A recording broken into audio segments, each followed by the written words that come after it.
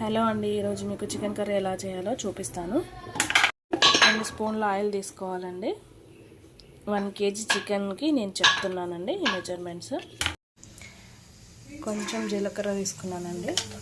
కొంతమంది చికెన్లో జీలకర్ర వేయరండి, ఇష్టం లేని వాళ్ళు స్కిప్ చేయొచ్చు.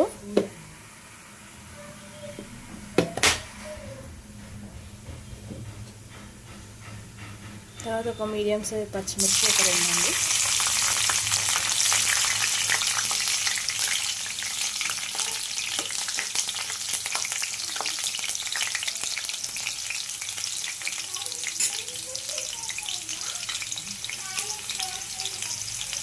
ఇందులో ఒక మీడియం సైజ్ ఆనియన్ అండి.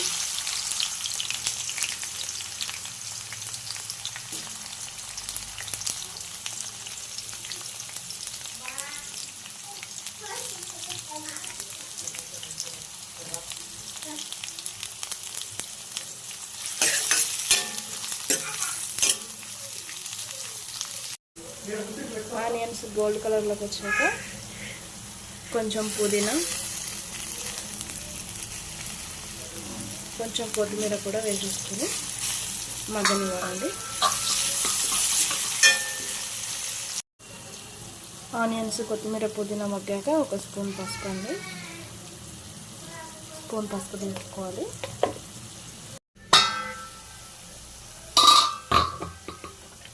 ఇప్పుడు ఒక స్పూన్ అల్లం అండి, అల్లం వెల్లుల్లి పేస్ట్. ఇది కొంచెం చికెన్ మటన్లోకి కొంచెం ఎక్కువనే తీసుకోవాలండి, మనకి కొంచెం నీచు స్మెల్ రాకుండా బాగుంటుంది.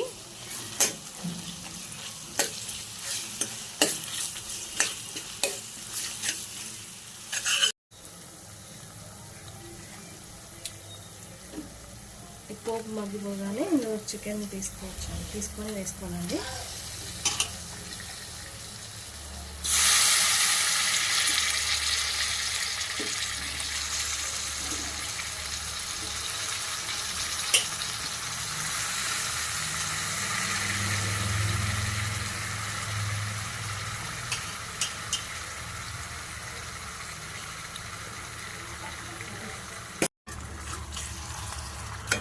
వేసాక మొత్తం ఒకసారి కలుపుకోవాలండి.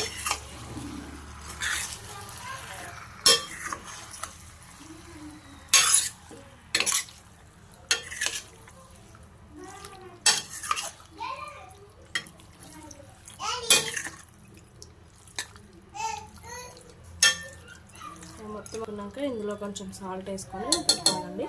పోపుకి వేస్తే ఇది ముక్కకి పడుతుంది, అప్పుడు టేస్ట్ బాగుంటుందండి.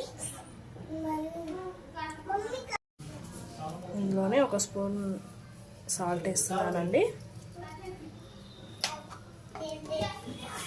ఇది మనం చికెన్ వేయగానే వేస్తే మంచిగా ముక్కకి పట్టి మంచి టేస్ట్ ఉంటుందండి.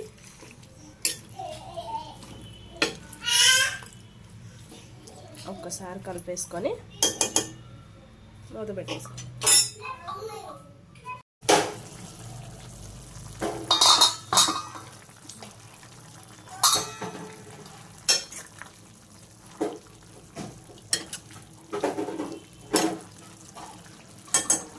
వేసేస్తున్నాను అండి.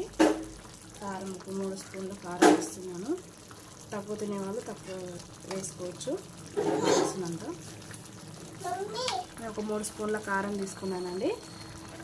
ఎవరు తినగలిగే కారాన్ని బట్టి వేసుకోవచ్చు అండి. కారం ఇదంతా ఒకసారి కలుపుకోవాలండి.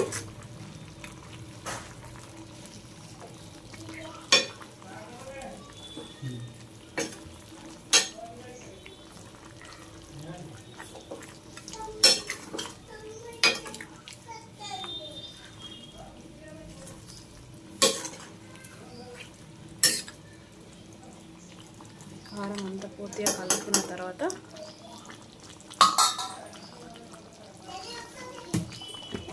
దీంట్లో ఒక స్పూన్ ఉప్పు, సాల్ట్ కూడా తీసుకుంటున్నానండి. ఇది కూడా మీ రుచికి తగినంత తీసుకోండి.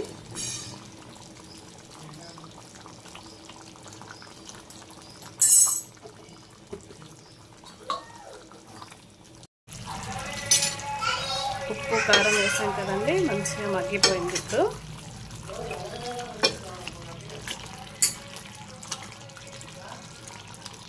ఉప్పు కారం మంచిగా మగ్గిపోయిందండి. ఇప్పుడు ఒక చిన్న స్పూన్తో 2 స్పూన్లు ధనియాల పొడి, ఇది వేయించిన ధనియాల పొడి అండి.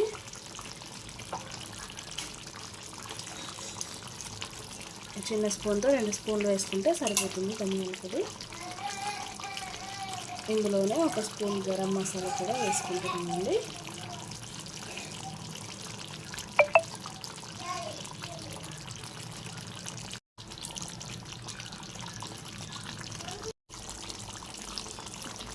ఇందులో ఇప్పుడు కొంచెం కొత్తిమీర పుదీనా వేసేసుకొని